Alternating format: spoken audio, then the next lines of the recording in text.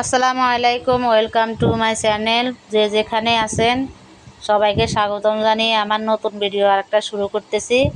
আসলে 3-4 দিন হয়ে গেছে এই হাড্ডিগুলা এনে ফ্রিজে রেখে দিয়েছে, গরুর হাড়গুলো আর কি। ফ্রিজে আনার পর এখন ভাবছি আজকে রান্না করব, তাই ফ্রিজ থেকে বের করে ভিজিয়ে রাখছি।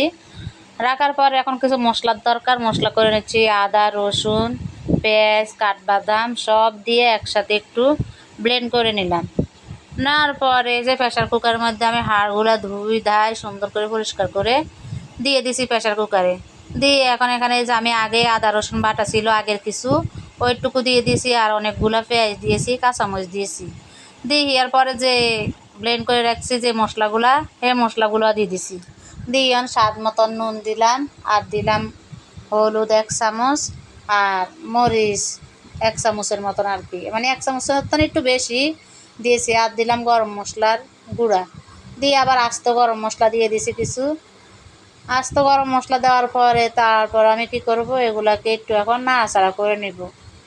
এর আগে দিয়ে একটু পানি দিয়ে দিয়েছি, যে ব্লেন্ডারে মশলা করেছি ওই ব্লেন্ডারের ঝাড়টা ধুয়ে পানি দিয়ে দিচ্ছি।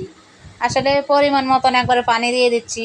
পানি কিন্তু একবারে বেশি দিলে আবার কিন্তু প্রেশার কুকার থেকে উপচে পড়ে যাবে, এই জন্যে প্রেশার কুকারের গলা হমায় পর্যন্ত আর কি পানি দিছি। দিয়ে প্রেশার কুকারের ঢাকনাটা লাগাই দিছি লাড়াচাড়া করে হাড়গুলা। তারপরে যে কয়েক সিটি দিয়ে চুলা থেকে নামিয়ে নিলাম। নিয়ে যে সিদ্ধ হয়ে গেল, আমি আবার এই যে বড় ফ্রাই প্যানের মধ্যে ডালি লেছি বেগিনি। ডালি আবার একটু জিরার গুঁড়া আর গোলমরিচের গুঁড়া দিয়ে দিছি, এটা স্কিপ হয়ে গেছে মোবাইলের তো, তাই যে দেখাই দিলাম। জিরার গুঁড়া দিয়ে দিয়েছি, দিয়ে অনেক একটু লাড়ি চাড়ি লইতে আসি, একটু ভালো করে উল্টে পাল্টে দিতেছি যাতে মশলাগুলা একসাথে মিশে যায়। মানে এটাকে আমি কিন্তু আধা ঘন্টার মতো জাল করেছি। কারণ গ্রাম অঞ্চলে মাদেরকে দেখতাম যে সময় গরুর পা নিয়ে আসতো, তখন জাল দিয়ে দিয়ে দিয়ে তারপর নেহারি রান্না করতো। আর এখন শহর অঞ্চলের যুগ, সব আইনে ফ্রিজে ঢুকে রাখে, যেদিন খাবে সেদিন বাইর করে নেয়। এখন আমি এটাকে আধা ঘন্টার মতন জাল করে তারপর চুলা থেকে নামিয়ে রাখলাম। রাখার পরে যে আমি কিন্তু প্রথম বেলাতে কিন্তু কি একটু তেলও দিই নাই নেহারির মধ্যে। এখন আমি অল্প একটু তেল দিয়ে পেঁয়াজ দিয়ে বেরেস্তা করে নিছি, একটু শুকনো মরিচ দিয়েছি 2-3টা আর কি, দিয়ে বেরেস্তা করে যে নেহারির উপরে দিয়ে দিছি। দিয়ে এখন নাড়াচাড়া করে নিচ্ছি, চুলার উপরে দিয়ে দিছি নেহারির পাতিলটা।